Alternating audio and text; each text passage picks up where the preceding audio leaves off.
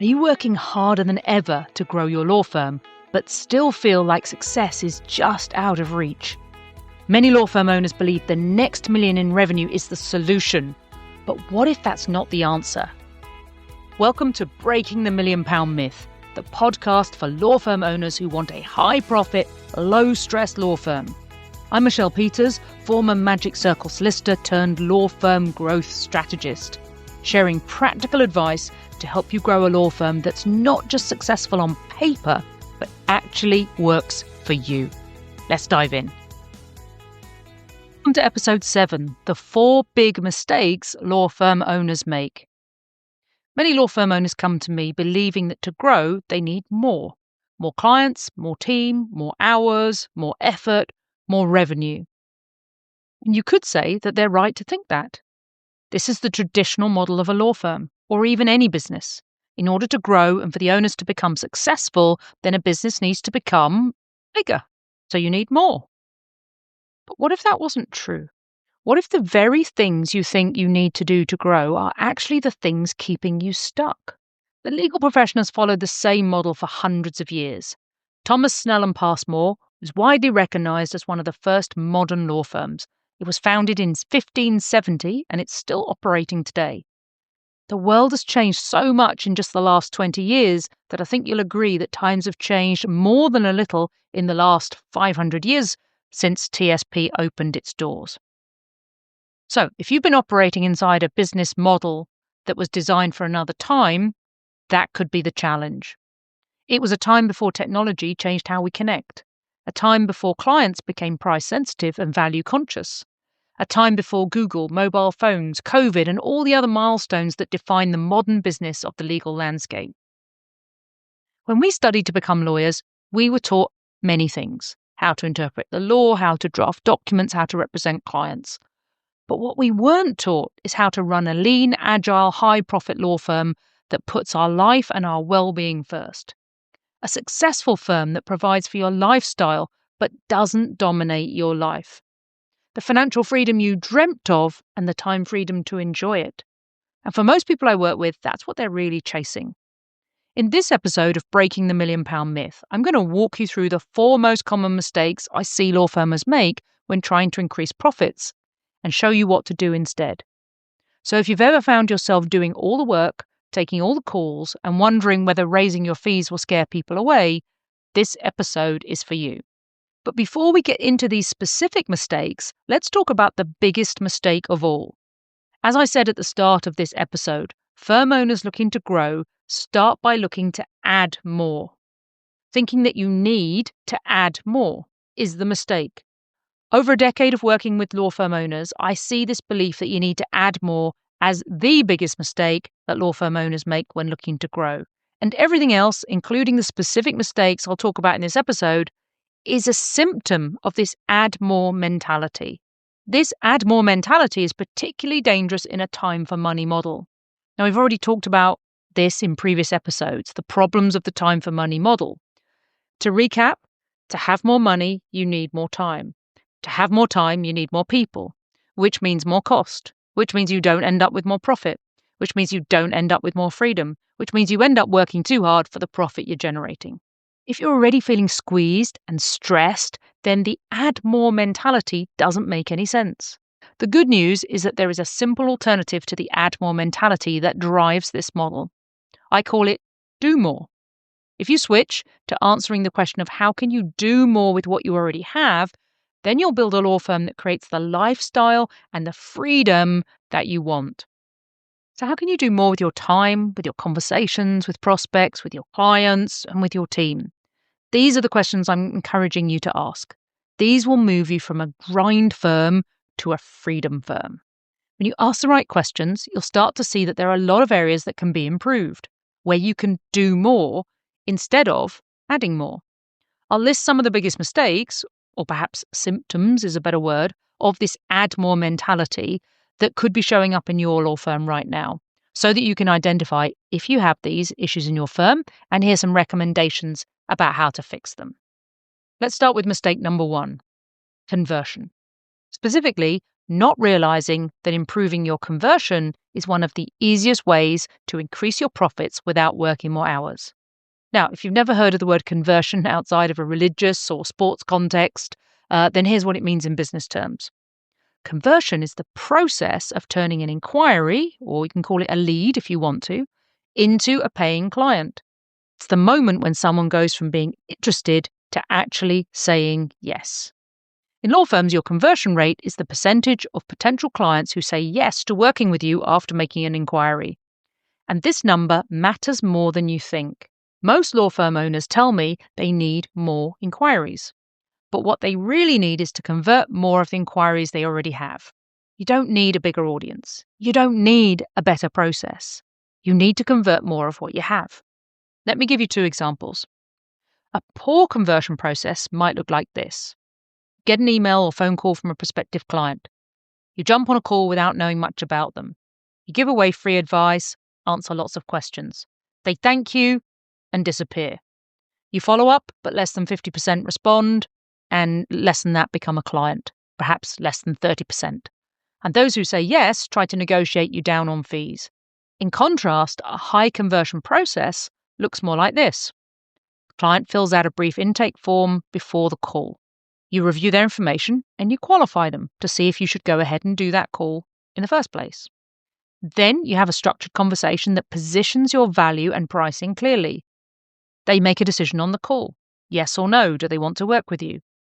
At least 60% of them say yes to working with you. Maybe even as high as 70 or 80% say yes in the best cases, and all of them at the level of fees you deserve. One of my clients made a small change to improve their conversion process by adding a client assessment sort of triage type form, that intake form I referred to earlier, to their initial consultation booking process. They used this to weed out the time wasters and spend time with serious prospects, meaning they started saving hours of wasted time each week, just by stopping speaking to everyone and only spending time with the right inquiries. Then I showed them how to ask value questions during those consultations with the right inquiries to help those prospects understand the value of this law firm's services, so they'd be open to paying a higher fee. This, combined with some changes to the structure of their initial consultation, resulted in a doubling of their conversion rate from 40% to 80%. So now they're getting twice as many new clients without needing to add more inquiries. What's the takeaway from this? Well, conversion is a skill and a system. If your conversion process is leaky, your profits will be too, no matter how many inquiries you generate. So instead of piling more into your marketing to-do list, focus on qualifying inquiries before they get to you and building a structured consultation process, including value questions, that leads to a yes more often. Okay, let's talk about mistake number 2, relying on written proposals. By written proposal, I mean that email or document you send after a consultation or inquiry, summarizing the work that you'll do, how much it will cost, and the next steps. And in theory, that sounds like a reasonable thing to do. In reality, written proposals are often time-consuming, create delays in communication, and create uncertainty. You spend time writing them, tailoring them, polishing them, and send it off, and then hear nothing. Or worse, it gets stuck in an endless follow-up cycle. Here's what typically happens. The prospective client reads the proposal without you there to guide the conversation. They focus on price instead of value. They overthink or they ask someone else for input. They go quiet, ignore you, or delay a decision. It's not that proposals are bad, it's that they don't help people decide. What works better is this. Have the service and the fee conversation in person or on a call. Share details about what you offer, how you work, and what the investment is. When done properly, this gives the client the clarity and the confidence they need to say yes or no on the spot. Not a proposal, not a "we'll email you," but a clear and respectful decision. Yes or no. Proposals might feel professional, but they often slow the process down. A clear, confident conversation is more respectful of everyone's time and more effective. If the client agrees to go ahead in principle, but needs a written proposal for their internal process and their internal discussions, it's then a good use of time to send one. Here's my mantra. A proposal should only be sent to confirm what's been agreed, not to convince the recipient to take action. So if you want to increase your conversion rate and reduce time spent chasing people, start making your proposal live in a meeting or a call, not in a Word document. When our law firm clients make this shift to their proposal process, they not only save time, they increase their conversion success rate too, and they can charge higher prices. Speaking of higher prices, let's talk about mistake number 3. This is one of the mistakes that lawyers often find the most difficult to overcome: believing that you can't raise your fees. Most lawyers believe that if they increase their fees, they'll risk losing clients, that it'll scare people away, that it will damage existing relationships, or make their clients feel like the firm is being greedy or unfair, and leave the firm worse off financially than it was before. There's a deep emotional weight to pricing and fees.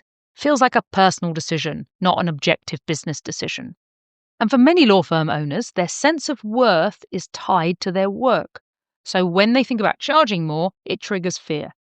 Fear of rejection, fear of losing someone they worked hard to attract, fear that they'll be judged by others, or an internal fear that they're not good enough to justify those fees. But staying underpriced doesn't protect your business. It undermines it. It leads to working longer hours to make the same money. It can make you resent the work.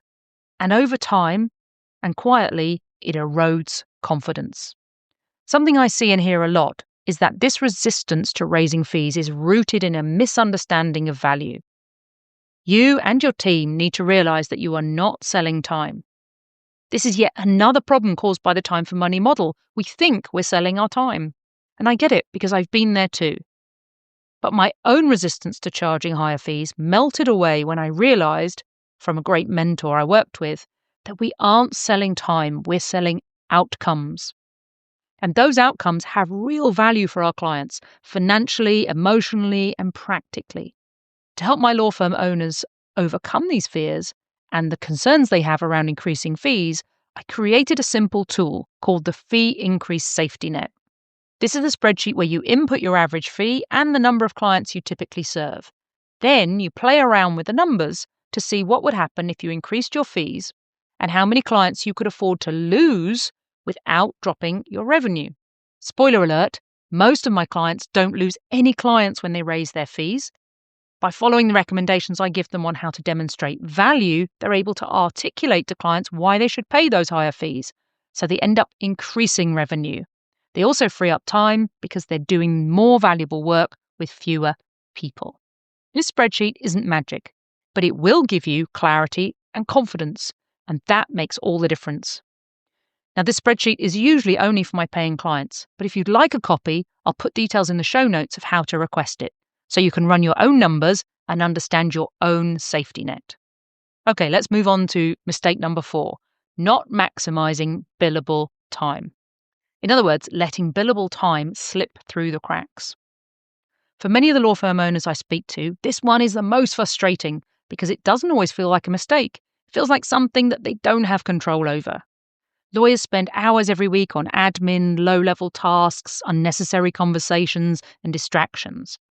These aren't bad tasks, they're just unproductive. As the firm owner, you have to remember that your time is your most valuable asset. So it's not just about being busy, it's about being billable.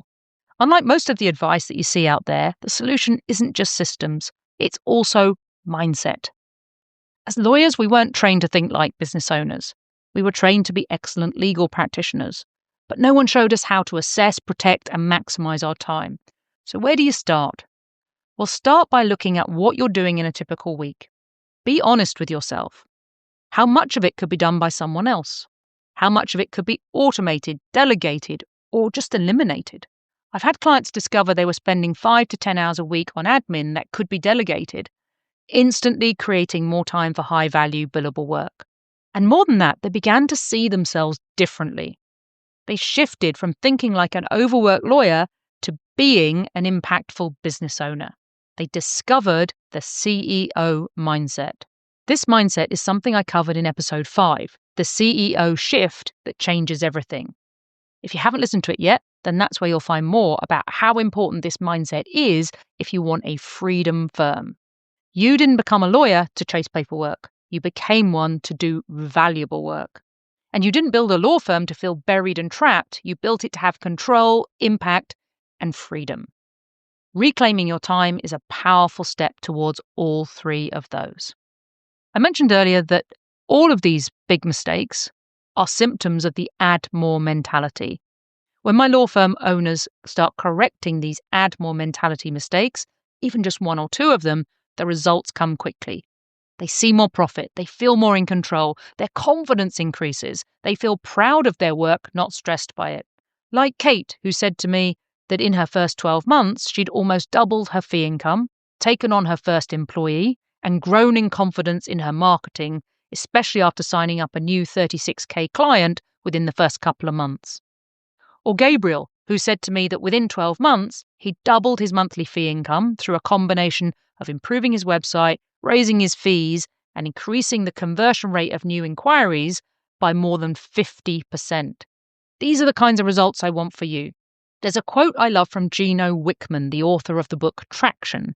He says, "Your job as a business owner is to solve problems. And not just problems for clients, although that's obviously part of it as a lawyer, but it also means overcoming mistakes and challenges and problems that crop up in your own business. Now, in order to do that, you first have to be able to accurately diagnose those problems, which is exactly why I created the Law Firm Profitable Growth Score quiz, the diagnostic tool.